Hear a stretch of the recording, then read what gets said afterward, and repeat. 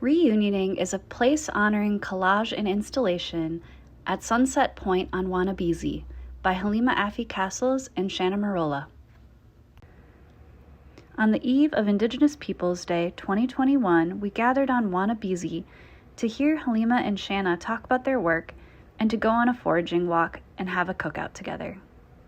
Like now, I come here to roller skate. This is my fun exercise place. It's on the way back from school, dropping off at school. So, but yes, over the years it's been different things. It's been fishing, the giant slide, family reunions, the beach.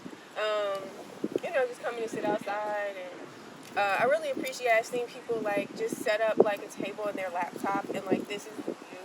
And I'm like, yes, I can do that too. So I have a computer that doesn't need to be plugged in now. This is great. And then also just like learning more about the like traditional and more ceremonial aspects of the island. Wanted to call it Wahnabezee because that's the original name, and it meant Island of the White Swan. So it's so funny because ever since I found that out, I've seen two white swan here every time I come.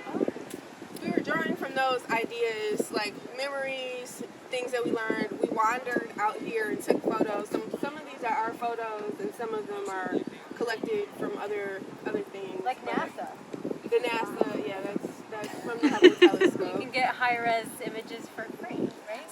Yes, they're open to all Earthlings, commercial and non-commercial uses, which is great. What if you're not an Earthling? But What if you're a mushroom alien? I think it's fair use for anybody, actually. But also thinking about code name Midnight and the idea like this is the fittest place where people across the river for freedom and using the stars as maps and like the life here still does that, it's using the stars as a map. So how are these things connected, and then like how is our influence a part of it as well? And so I saw deer here all throughout my childhood. Then at some point there was a disease and all the deer were removed. But like after prom, I came here with my friends and we're like, just hanging out, and then we drive and it's like 2 a.m. and like we had to figure out how are we going to get off this island without there's a herd of 30 deer right here in the road, and they're like, what? You're not supposed to be here, we're not moving. But like when we were little, we could feed them. So it's just been a part of like my personal history life. And so the day we put these up, I'm driving off the island, and there's a deer just right there in the middle of the road, like looking at me. And I was like, oh, and he stood there and he let me take his picture. And it was just like such a beautiful moment because I haven't seen them in years. So yeah, I guess that's kind of a synopsis. And then we were thinking about like this land is so special because of the way the water goes around and like the relationship of land and water. So one is more land and one is more water, but they both have pieces of each one in each of them. Thank you. And also just that it was like really special to be invited by you to learn about your connections to the island and your family, like growing up here and having those connections. For me, coming to Detroit about 10, 11 years ago, my introduction to Belle Isle was through actually protest activity because in 2013, some of you may or may not remember, but the city fell under state-appointed emergency management, and then the water started to be regionalized. The island became more or less privatized, fell into like what I think is a public-private partnership, and the police, the DNR down here on Belle Isle, were racially profiling people who had been coming to the island to enjoy it for decades. And so I was working for the National Lawyers Guild at the time. I was legal observing, and I was also working with a group called the Detroit Coalition Against Police Brutality.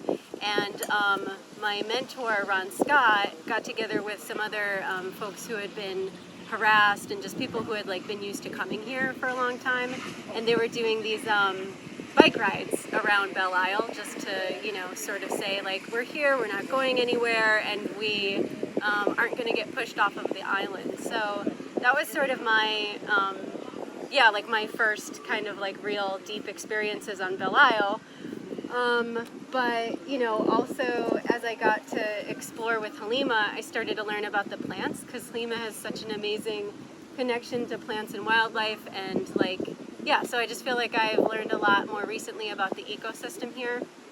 So that was really beautiful. And I guess that one thing that I can talk about specifically from the collage is the milkweed, which is a reoccurring piece in some of my own personal work. I make work about Superfund sites and like areas where the land is being fracked, and you know, where people are you know, just getting sick from living near toxic waste dumps and things that humans really shouldn't be living next to.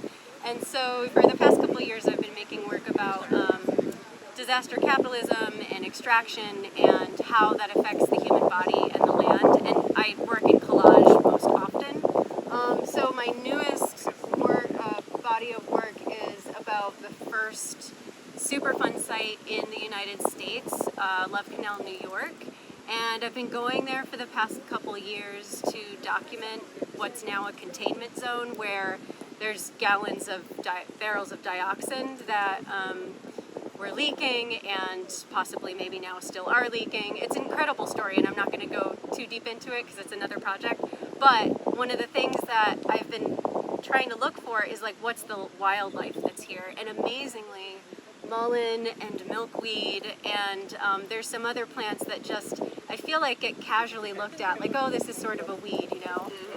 They're thriving there, and so I'm like, what is this? What's going on? Something about like adaptation and regeneration and, you know, post-humanism. I don't know. I'm just interested in that whole kind of like, it's almost like a cyborg, like, are we adapting? Are we changing? Are we gonna like, you know, grow? What's gonna happen in this next like step?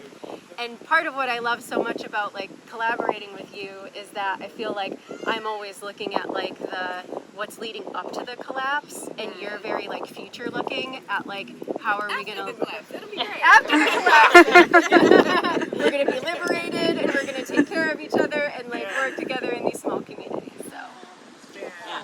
Thanks. Wow. Thanks so much. Yeah. So if Anybody have any questions? questions? Yeah.